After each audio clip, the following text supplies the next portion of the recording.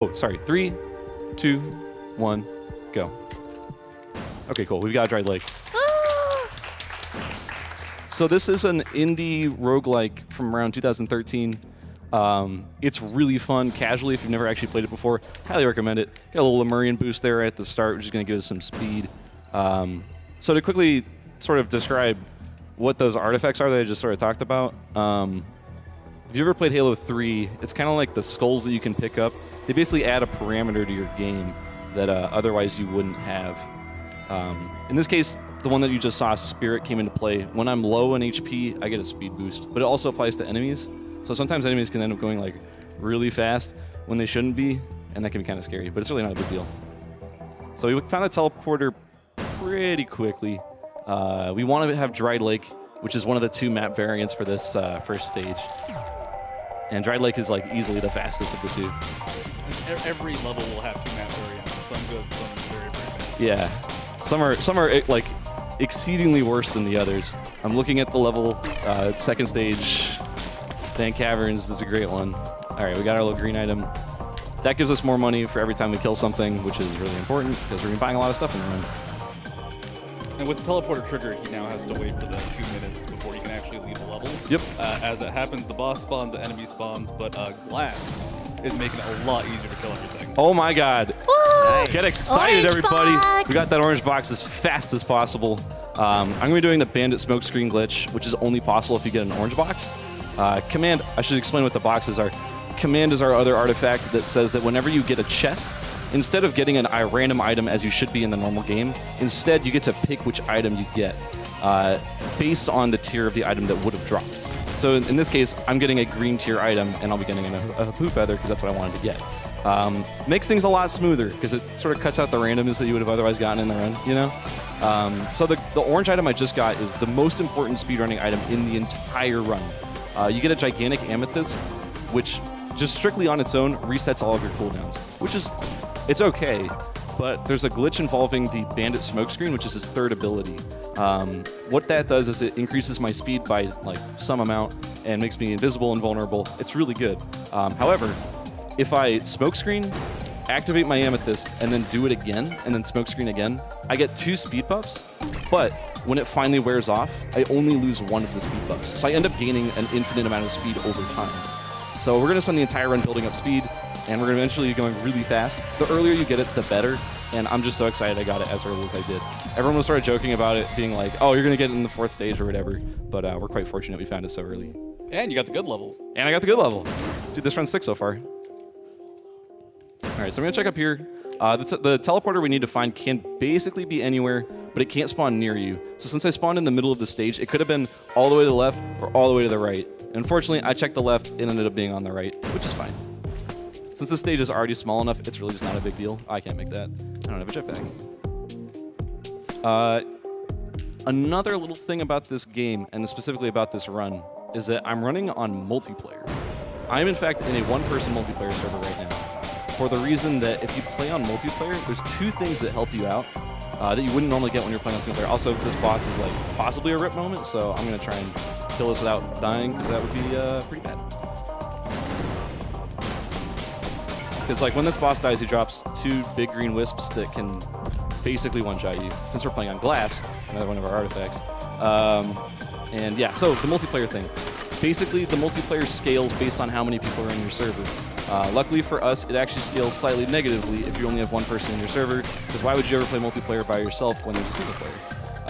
As a result, the boss at the end of the game is slightly weaker than if you played on single player. Also, this missile drone is really cute, so I'm glad I got that guy too. Big ups to the cute points. So yeah, basically, we got the... since we're on multiplayer, the boss is easier, and also really importantly for a speedrun, which you're not going to be seeing me do in this run, because we're running on 2x zoom, is I can pause the game at any time to change my settings while still moving and not pausing the timer. So for example, if I wanted to change my zoom, I could do this, go into audio video, and change my zoom, which is really relevant in an actual run. But right now, it's not, because I'm not changing my zoom. It has some problems on stream. Makes it impossible to see, you know, anything. Yeah, it really does. But like, luckily for me, I have the weirdest keyboard setup, so I can actually like transfer my hands while I'm in the menu, so I can still move around and not die while I'm changing my zoom. we're still gaining like a lot of speed. So I shouldn't normally be this fast without any speed items, which is really nice. So I really hope we don't get the like child floaty glitch, which can happen if you go up there. Also, I'm going to quickly just jump down here, try and find some items. Still don't have like that much, but it's not a big deal. Because we got the amethyst, and honestly, that's like all we really need. Yeah, at this point, anything you get is going to make you more optimal for either moving, killing, or some of the later skips. Yeah. So this stage is like, I don't know, it's okay, right? Like it's not great, but I mean, it can have some decent spawns. If I drop onto that, cool. Okay, so that spawn's actually not that bad. Yeah, we're not gonna see an E3 that like never shows up. So, Monsoon. Everybody donated for Monsoon, which is like super exciting. I'm actually really excited to be running Monsoon. Believe it or not, I actually prefer running on Monsoon because it makes the run like 100% smoother. It's a longer run, but that also means I have more time to beef up, which I'm basically guaranteed to not miss any of the important items that I'm going to otherwise miss potentially in any percent run, which is great. It gives me more time to do what I want to do. These green items I'm picking up, the Hapoo feathers, they give me extra jumps. Each one does. So right now I'm at actually 3 extra jumps and reduced gravity thanks to the jetpack I've got. And actually we're going to go up to 4 jumps right now. Oh my god, we're going to go up to 4 jumps and no misses. We're actually able to transition into our damage now, away from our movement. We need the jumps because we're going to be doing an out of bounds later on in the run. And yeah, that's really cool. And I'll explain that later. Still got about 60 seconds on the timer. Also, we're about 6 minutes into the run. I'm going to now take this time. You guys want to introduce yourselves? Okay, I'll start. Hi, I'm Alteris. I have been a long-time casual player of this game, especially on multiplayer, and I think this run is really just sort of... It bends the rules in a great way. Oh, it's great. I'm Bisnap. I played a lot of this game casually, did a little bit of breaking myself, and I know stuff. I'm Studio. I ran this game way long ago, and it's really fun to transfer a game like this from just a fun casual game to just this really well optimized, but still incredibly random like Junkenstein that it is now. And the guy without a mic is Stonk. He's okay. Hi, Stonk.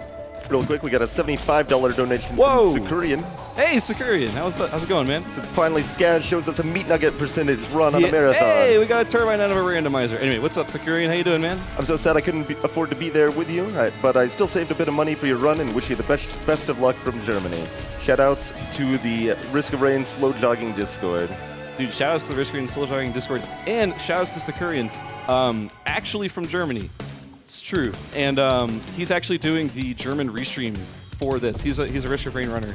He's also the Out of Bounds World Champion, and he is doing the German restream for this. So big shoutouts to him. And he also mentioned the Risk of Rain Discord, which is it was my home for like the last year or so. They really took me in under their wing, and I love those guys dearly. If you have any more donations, feel free to pound them out here. Sure thing. Got a $30 from Boyo. Good luck to Scaz and all the other runners. Keep up the good work. Got a $5 anonymous donation. Cato bless meat nugget. Of course it is. $5 from Furran. Here's to a solid meat nugget percentage run. Remember to get top spawn, and that minor handy is the only viable speed character. And remember to start paying attention for an orange box. Yes, I do. I have been looking around for that. I opened all the big capsules and couldn't find it. There's a really cool glitch I wanted to show off. Oh, not the one. All right, so there's a really cool glitch in this stage I wanted to show off. Well, it's not necessarily in the stage, but it's like at this time in the run. But if I don't get another orange box, I can't show it off, which is kind of a shame. But if you played the game, you probably know what it is. It's the Imp Invasion glitch, which is it's mad cool. Also, there's a boss I forgot to kill. Anyway, shouts to Furon. I heard Boyo, and I heard honestly, was it Moose? I can't remember. But Cato bless indeed. I love everybody.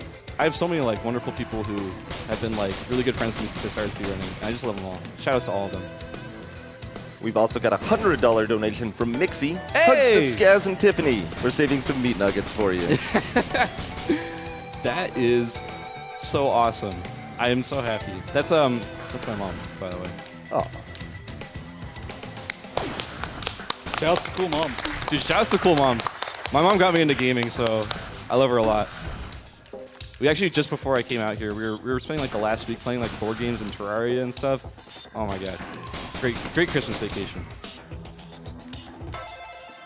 So I unfortunately did not get what I wanted to get. So we're about to hit the 10-minute mark. The imps are going to invade, and I'm not going to be able to do what I wanted to do. Normally, I can explain the glitch. You see that big... What? Okay, well, he didn't even show up, so... All right, that's fine. Normally, the imps invade with that purple portal thing. If you pause the timer right at 10 minutes, instead of just spawning one, it spawns like 10 of them. 7, I think. Okay. 1 per second. Yeah, roughly. So it's like 7 or 8 imp bosses will spawn, and they'll all try to kill me. And there's an enemy that is right there. All right, cool. So they'll all like invade at the same time, which is not supposed to happen. And I get like a bunch of items and stuff, and it's really bad. But oh well, another run, another day. We do want to get another orange box though. Oh, cool. Let's go fast. There we go. All right. Whee! All right. So we want to get another orange box because we want to get the key for the final boss. There's a phase right at the end, the last phase. We're going to be wanting the key for. So hopefully we get that. But if we don't, it's really no big deal because he still will just die probably. Actually, I should probably... I'm going to go safety strat. Since I haven't seen a key yet, I'm just going to be safe. Normally, I will never get a Guardian's Heart because like, I don't need that. But, you know, why not? Just be safe. You have like a million other items. Why not get one? It's not the worst investment. That's what I'm saying. I should quickly explain one of the coolest things in this run that I'm sure all of the Roar Runners out there are like losing their mind over, and I can't believe it happened, is I got 2 laser turbines back to back from 2 randomizers. One of which I actually had to stop myself, and the other one it happened on its own, which is incredible. That's that red item in my inventory right now. Laser turbine is an actually very important item in this run, and I was going to try and find them if I could, and I hadn't found any red boxes yet, so I was kind of feeling bad about that. But the randomizers gave me 2. Like, truly, the Risk of Rain guys are smiling on me today because this is about as good as it can get. I'm not seeing myself getting a key, so it looks like I'm just going to be building speed for the whole run instead of actually doing the cool finale I had planned. So that's fine. Not actually the first time that's happened. Oh, I mean, that's what you get when you play a roguelike. You get random stuff like that. But, yeah. Oh, wait, this could be it. It's not, though. It's a shame. There's going to be some really cool... Ooh, actually, this could be it, too. It is! Oh, my God. How exciting. All right, so we got the Explorer's Key. It's going to let us do what we want to do right at the end of the run. Now I'm kind of sad I didn't get that second fireworks because I may not actually get the kill, but we'll find out. So now we just wait these last 15 seconds. And we're actually going to head into the final stage right after this and fight the final boss.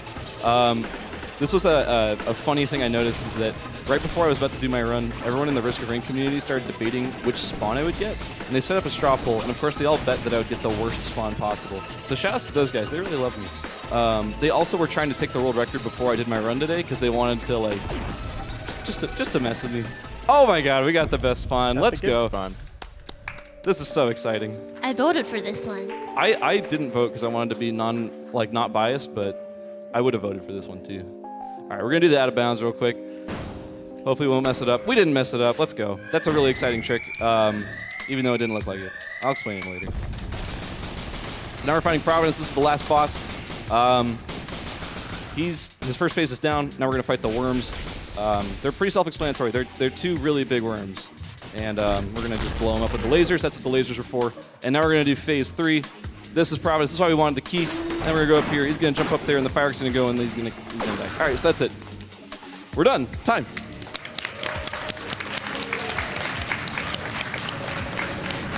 So yeah, that's that. I want to actually quickly explain that little glitch I did at the end that warped me in there because it's super cool.